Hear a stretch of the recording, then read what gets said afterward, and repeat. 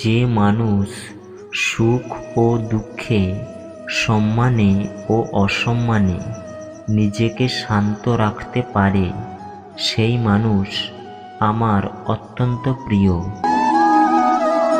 ভালো কর্ম করার পরেও লোক তোমার সর্বদা বাজে কথাই মনে রাখবে, তাই লোক কি বলছে তাতে মন দিও না।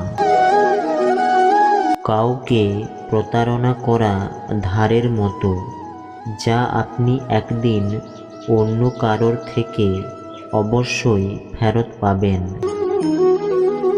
তুমি আজকে যে কর্ম করছো তার ফল তুমি কালকে অবশ্যই পাবে, আর আজ যা তোমার কাছে আছে তা তোমার দ্বারাই হওয়া কোনো কর্মের ফল।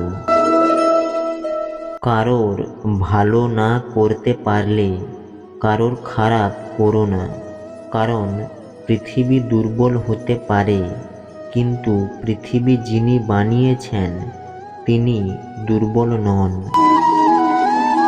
শ্রীকৃষ্ণ বলেন যে কুকর্ম করা মানুষ রাক্ষস প্রবৃত্তির সঙ্গে জুড়ে আছে, আর যাদের বুদ্ধি মায়া হরণ করেছে তারা আমার পুজো এবং আমাকে পাওয়ার চেষ্টা করে না।